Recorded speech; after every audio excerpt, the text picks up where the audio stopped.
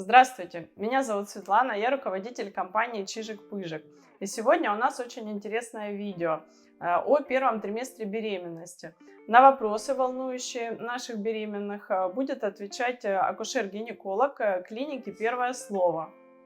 Привет, меня зовут Леся, мне 26 лет, и сейчас у меня 23 недели, и это моя вторая беременность. Меня зовут Софья Олеговна, я врач-акушер-гинеколог клиники «Первое слово». Я работаю в акушерстве уже третий или четвертый год. Будучи врачом-ординатором, я работала в Краевом клиническом перинатальном центре города Краснодара в отделении патологии беременных. Потом я сама родила, у меня ребенку 1,5 года. И с 5 месяцев ребенка я уже даже чуть больше года работаю в этой клинике. Какие витамины стоит пропить обоим родителям перед зачатием ребенка? Смотрите, самый первый, самый главный витамин, который обязательно должна принимать мама, это фолиевая кислота. Фолиевую кислоту назначают в различных дозировках, в зависимости от особенностей вашего анамнеза. То есть какие есть факторы риска, есть ли они вообще, или может быть их вообще в принципе нету. Вот вам доктор обозначает, вам нужно пить фолиевую кислоту, допустим, в дозировке 400 мг. Вы планируете, что начать планировать ребенка вы начинаете в марте. И вот вы должны с начала января уже принимать фолиевую кислоту. Почему так? Почему не по факту зачатия ребенка? Когда женщина обычно узнает, что она беременна? Чаще всего это в первый день задержки. То есть первый-второй день задержки. Она идет, делает тест, 2 полосочки, идет, сдает ХГЧ, потом идет на УЗИ. К примеру, примерно в 5-6 недель она пошла на УЗИ, начинает пить фолиевую кислоту. Что происходит в этот момент? По факту у имеющегося человека, который внутри уже человек, у него уже сформировалась нервная трубка. Что такое нервная трубка? Это зачаток нервной системы. То есть из нее будет развиваться дальше вся нервная система этого человека. Спинной мозг, головной мозг, периферические какие-то нервы, нервные окончания.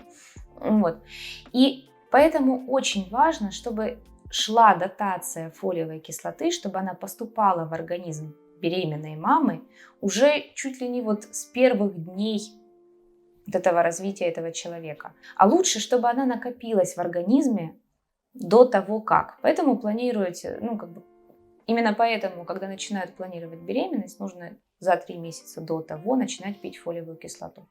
Это первый витамин, микроэлемент. Второй – железо. Представляем ситуацию. Вы никогда не сдавали общий анализ крови, допустим. Хотя при планировании беременности это рекомендуется его сдать и посмотреть на уровень гемоглобина. Допустим, вы никогда не сдавали на ферритин и на железосвязывающую способность сыворотки. Это 2 таких показателя, по которым мы можем понять, достаточно железа в организме или его маловато. Вы никогда не сдавали. И пришли к доктору и говорите, к репродуктологу, я планирую беременность. По идее, доктор вам должен сказать, хорошо, вы должны пить железо в профилактической дозировке в течение 3 месяцев до планируемой даты зачатия. То есть до начала активного планирования. Если же, естественно, у женщины есть какие-то проблемы, то есть либо это хроническая анемия, либо это какие-то свои моменты, которые они уже выяснили, она пьет железо в той дозировке лечебной, которую ей назначили. Дальше йод. Мы живем в условиях йододефицита. Вообще вся территория России – это йододефицит. Поэтому необходим профилактический прием йода в дозировке 200 мг. Это обычно либо калий-юдит 200 мг, либо йодомарин, торговое название. В общем, тоже нужно обязательно это пить и продолжать пить его всю беременность и все кормление грудью. Потому что ребенок себе он возьмет, а у мамы ничего не останется. И следующий важный момент – это витамин D. Точно так же, как бы мы ни жили в Краснодарском крае и солнышко на нас не светило, все равно у нас хронический дефицит витамина D. Если сдать, скорее всего, там будет низко. Поэтому, если эндокринолог не назначил больше, если нет каких-то особенных факторов риска, которые выяснить можно только на приеме у доктора, только если у вас подробно спросят все ваши, весь ваш анамнез расспросят. Если ничего не назначили, то где-то 1000 международных единиц, до 2000, это 2-4 капли. В день нужно пить витамина D. Точно так же начинаете пить до планирования ребенка, продолжаете всю беременность и всю лактацию пьете. Еще и ребенку даете витамин D, когда он уже родился. Вот у меня уже, получается, не первая беременность, а вторая. И в первую беременность мне гинеколог назначила сразу большую дозу витаминов. То есть это был Элевит или Фимибионы. То есть там все, абсолютно все витамины. И я так понимаю, что это не всем подходит, и это не всегда правильно, потому что какие-то витамины нужно пить отдельно, какие-то после приема пищи или во время пищи. Вот мне хотелось бы узнать. То есть это правильно? Да, как правильно? Что касаемо поливитаминных комплексов. Это вопрос, который каждый врач-акушер-гинеколог, наверное, решает для себя индивидуально. Я могу ответить конкретно за себя. Я своим пациенткам стараюсь назначить необходимые витамины по отдельности. То есть, допустим, вот есть комплекс, в него должен входить там фолиевая кислота, там обязательно йодомарит, обязательно витамин D, там, допустим, железо. Я не знаю, сколько того или иного вещества в том или ином поливитаминном комплексе. То есть, например, в Элевите там столько-то, там Фимибион столько-то, Метеравел там столько-то. И я не знаю наизусть, какое конкретно содержание микроэлементов, каких конкретных витаминов вы будете принимать. А я должна понимать, что в сутки у вас поступает 200 калия йода и 1000 витамина D. Мне проще вам назначить по отдельности конкретные причем лекарственные средства, не БАДы. То есть, если витамин D вы пьете либо Аквадетрим, либо Детриферол, либо Детримакс. Это 3 официально зарегистрированных в России конкретно лекарственных средств. Все остальное это БАДы. Чем отличаются БАДы от лекарств? У лекарственных средств у них высшая степень контроля над их производством. То есть, грубо говоря, есть большой чан, в котором куча побочных веществ, и туда вылили чашечку конкретно витамина D. А потом тщательно размешали, расфасовали по флакончикам и продают. Так вот, если у компании, которая производит БАД, нет средств, банально денежных средств, на то, чтобы зарегистрироваться как лекарственное средство, то есть, чтобы стать лекарством, скорее всего, у них нет денег на то, чтобы у них была качественная перемешивалка этого всего. То есть мы не будем точно знать, какая дозировка, в какой там капсуле, в какой капле и так далее. Поэтому только лекарственные средства. Дальше, к примеру, пьете вы там Элевит или там Фимибион. В нем есть какая-то часть железа. Вдруг вылазит во время беременности анемия. Мне надо назначить лекарственную дозировку железа, а я не знаю, сколько вы уже пьете. Мне проще добавить то, что я точно знаю с нуля, чем пытаться все это совместить. Плюс действительно витамин В многих сыпет. Потом добавили, например, сорбифер, на него тоже некоторых сыпят, и мы не можем понять, это сорбифер нам не подходит, или это витамины В дают из Элевита нам эту сыпь. Поэтому я за то, чтобы назначать беременным конкретно по отдельности все витамины, которые нужны действительно. Смотрите, еще один очень важный момент, что я всегда говорю своим беременным пациенткам.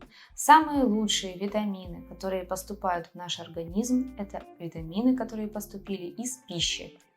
То есть можно сколько угодно пить рыбий жир, омега-3, омега-6, полиненасыщенные жирные кислоты, разных крутых производителей.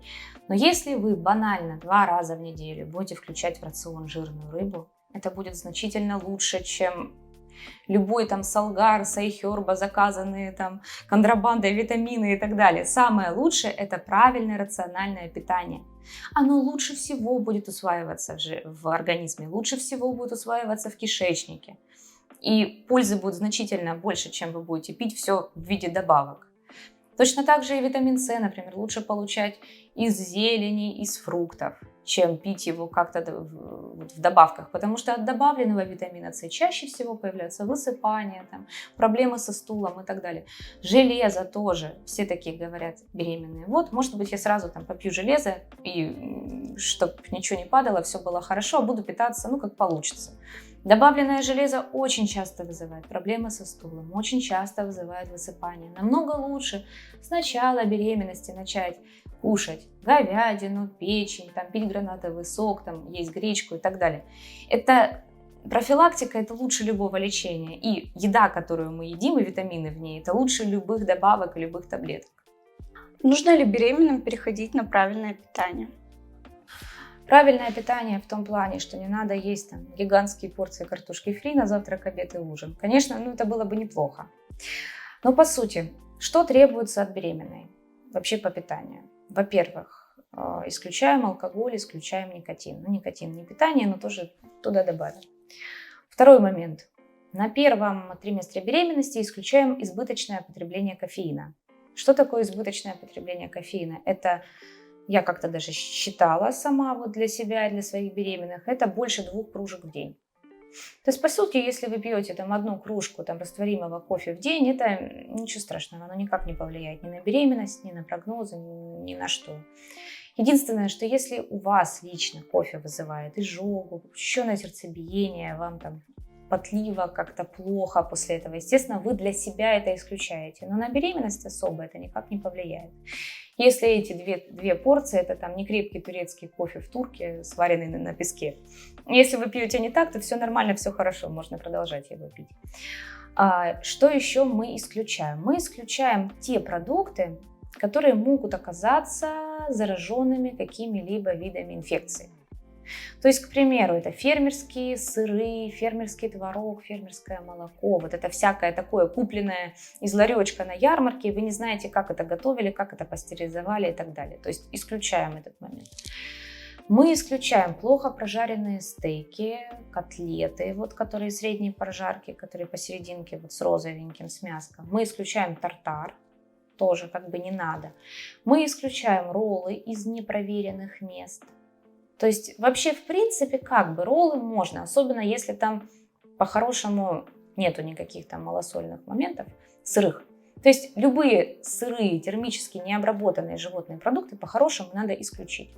Опять же, яйца, которые сваренные не вкрутую, или там яичница, которая пожаренная не до готовности, а вот с сырым желтком тоже по-хорошему не надо. Еще не надо сыры с плесенью. Тоже лучше не надо, скажем так. Может быть и нормально, может и пронесет, но лучше не рисковать. Вот в таком разряде. И мы исключаем для себя все продукты, которые вызывают у нас какие-то негативные реакции в организме. То есть, к примеру, если вы знаете, что у вас от съеденной натощак овсянки начинается изжога, а это не редкость у беременных, естественно, вы овсянку исключите. Как спасаться от токсикоза и почему у кого-то тошнота бывает утром, а у кого-то вечером? Существует несколько немедикаментозных методов борьбы с токсикозом. Первый момент. Можно попробовать есть часто и понемногу. То есть не 3-разовое питание, но по приличной порции, а там раз 5, 6, 7 в день, но по чуть-чуть. Второй совет. Это всегда иметь с собой на прикроватной тумбочке какие-нибудь сухие кусочки хлеба, там сухарики, сушки, что-нибудь такое. До того, как вы планируете встать с кровати, нужно скушать положить в рот сухарик или сушку. Это выделение слюны на еду, оно иногда снимает чувство тошноты. Иногда, не всегда. И третий совет. Можно приготовить самодельный имбирный лимонад. Для этого взять корень имбиря, тоненько нарезать, добавить мед, мяту и пить этот полезный напиток в течение дня. Имбирь доказанно снижает чувство тошноты, но не у всех и не всегда. Повезет, не повезет. Вообще токсикоз – это очень такая неизученная тема. Даже в национальном руководстве по акушерству написано, что этиология, то есть причина его, доподлинно неизвестна. Считается, что у некоторых беременных подкорковые центры, которые при беременности возбуждаются, они находятся рядом с центрами тошноты и рвоты, и поэтому возникает это дурацкое ощущение тошноты и рвоты и так далее. Почему у кого-то оно есть, у кого-то его нет? Почему в одну беременность может быть тошнота, а в другую ее вообще может не быть? Никто вам не ответит на этот вопрос доподлинно. Поэтому повезет, не повезет. Нормально ли учащенное мочеиспускание и когда есть повод беспокоиться? Мочеиспускание у беременных в норме будет учащенным в любом случае, потому что матка растет. Спереди и к низу от матки находится мочевой пузырь. И стоит беспокоиться, если это мочеиспускание становится болезненным. А так, в принципе, ходить в туалет часто и понемножку для беременных это, в принципе, нормально. Какие в норме выделения в первом триместре беременности? В норме выделения во время беременности должны быть молочными. Они могут быть чуть обильнее, чем в небеременном вашем состоянии, но в принципе консистенция остается обычная, знакомая всем девушкам.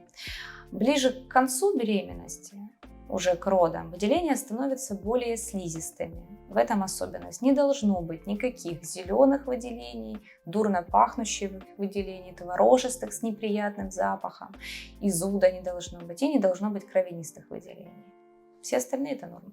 Можно ли использовать тампоны при обильных выделениях в беременности? Если выделения во время беременности настолько обильные, что возникает необходимость использовать тампон, нужно подумать, может быть, это не выделение, а околоплодные воды, и обратиться к врачу. Обычные выделения во время беременности, они спокойно решаются тем, что вы чуть чаще поменяете белье, чем обычно. И хочется сакцентировать внимание на том, что использование ежедневных прокладок в принципе не рекомендуется не только во время беременности, но и вне беременности. Потому что ежедневная прокладка снизу, она имеет такой непромокаемый, недышащий слой, который мешает поступлению воздуха и способствует размножению различных бактерий в женских половых органах. Можно ли ходить на шугаринг, если никогда раньше не ходила? И можно ли продолжать ходить на шугаринг? И также на лазерную эпиляцию. Что касаемо шугаринга, начнем с него. Если вы раньше никогда в жизни не делали шугаринг, и вы даже в принципе не представляете, какой спектр разнообразных ощущений, эмоций вас ждет при этом, то начинать не стоит во время беременности.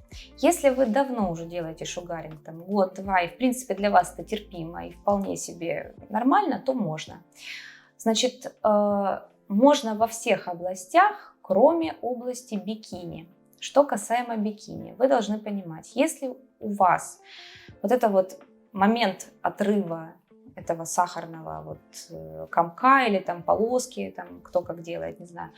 Вот если этот момент вызовет сильное болевое ощущение и спазм матки, тонус, то как бы лучше бы не надо. Если в принципе вы спокойно переносите вот это все, весь этот процесс, эти ощущения, то можно. Теперь про лазер. Значит, никогда не проводилось по известным, понятным всем причинам исследований на беременных женщин. Влияет ли каким-либо образом лазер на ребенка внутри?